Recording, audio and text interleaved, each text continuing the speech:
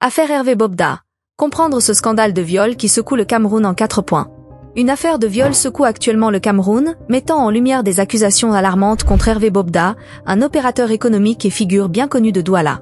Depuis quelques jours, les réseaux sociaux sont inondés de témoignages anonymes de femmes et d'hommes, affirmant avoir été victimes de violences de la part de Bobda, étendant ses actions à plusieurs villes du pays. Hervé Bobda, héritier d'une lignée entrepreneuriale bien établie, est souvent associé à son père, Emmanuel Bobda, un capitaine d'industrie originaire de Banjoun, qui a bâti un empire.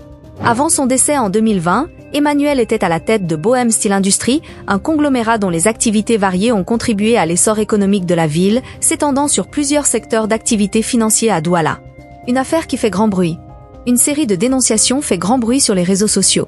Sur Facebook, Telegram, Instagram et autres plateformes, les pages du lanceur d'alerte Nzui Manto sont inondées de témoignages de femmes et d'hommes, décrivant en détail les sévices qu'il aurait subis de la part d'un certain Hervé Bobda.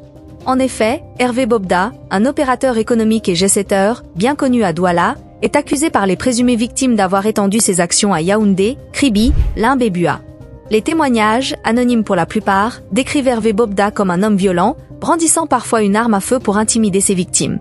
Selon le lanceur d'alerte, plus de 1000 témoignages ont été reçus, parmi lesquels une soixantaine ont été sélectionnés pour publication. Certains témoignages font état de séquestration prolongée, voire de disparition de jeunes femmes après leur rencontre avec Hervé Bobda. D'autres vont jusqu'à affirmer qu'il ne serait que la partie visible d'un réseau de proxénétisme bien organisé, impliquant des personnalités influentes, des artistes, des opérateurs économiques et même des hauts gradés des forces de l'ordre et de sécurité. Des influenceuses seraient mêlées au scandale. La polémique entourant l'affaire Hervé Bobda prend une tournure nouvelle avec l'implication supposée d'influenceuses dans le scandale. Ces révélations mettent en lumière un aspect troublant des cercles influents, remettant en question l'intégrité de personnalités publiques et soulignant les enjeux de responsabilité et de transparence dans l'espace médiatique et social. À cette affaire est reliée plusieurs figures du showbiz camerounais, dont les influenceuses Nathalie Koa, Coco Emilia, y compris la défunte Madame Cooper. Dans une récente sortie sur la toile, une jeune fille de 19 ans aurait accusé l'influenceuse Nathalie Koa de l'avoir impliquée dans une rencontre sexuelle à 3. Une fille de 19 ans, en pleurs dans le direct de Nzui, dit qu'elle a été invitée à Bua à une cérémonie où se trouvait Nathalie Koa qui l'a choisie pour une partouze à 3 avec un homme. La petite en pleurs dit que Nathalie Koa lui a donné un god, lui obligeant à enfoncer le god dans l'anus de Nathalie, qui semblait adorer pendant que l'homme riait et fantasmait jusqu'à jouir. Après ce forfait, la petite fille a eu le tumbu qui sortait de ses fesses. Nathalie Koa et son partenaire lui a remis la somme de 500 000 après. Cette petite fille a été recrutée dans les réseaux sociaux pour les histoires de mannequinat. On les obligeait à porter des dessous uniquement rouges. À cette cérémonie se trouvaient des petites filles de 15 à 16 ans, des armes, de la drogue. C'est très grave cette histoire chez un certain Pinky Money, rapporte le compte Papa Congossa officiel sur Facebook. Je m'en viens dire Lovely Beach à te parler d'Hervé Bobda, un psycho, un sociopathe, un agresseur sexuel et en bonus maintenant un tueur en série.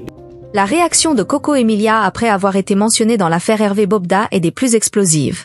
La sphère des influenceurs semble être imprégnée d'une sorte de code d'honneur personnel où chaque personnalité publique invoque le mantra « Que Dieu me préserve d'être impliqué » comme le leitmotiv de leur prière. Hervé Bobda dénoncé par Nzui Manto et Nathalie Yan. Le psychopathe et violeur en série Bobda Hervé est un grand ami du préfet du Houri. Comprenez-vous comment pendant 20 ans ce criminel a pu enlever, séquestrer, tabasser, violer des femmes en toute impunité ? Parce qu'il a des connexions dans la justice, l'armée, la police et l'administration, a déclaré Nzui Manto. Vu l'ampleur des déclarations et les témoignages, une pétition lancée sur la toile camerounaise exige la détention de l'homme. Pour le moment, les autorités compétentes n'ont pas encore émis aucune déclaration. 2 questions. Jusqu'à quel niveau de l'État Hervé Bobda est protégé ? Qu'attend le procureur de la République pour s'autosaisir ? À défaut de réponse claire et d'une arrestation immédiate de ce violeur en série, force est de conclure que nous sommes face à un Epstein camerounais et que ceux qui le protègent font partie de son réseau, alerte l'activiste Nathalie Yan. La justice s'en mêle. Face à ces accusations, la Commission des droits de l'homme du barreau du Cameroun a appelé le procureur du tribunal de première instance de Yaoundé à ouvrir une enquête. Un collectif d'avocats a également déposé une plainte contre Hervé Bobda au tribunal militaire de Douala. En réponse, ce dernier a à son tour porté plainte pour diffamation contre les lanceurs d'alerte.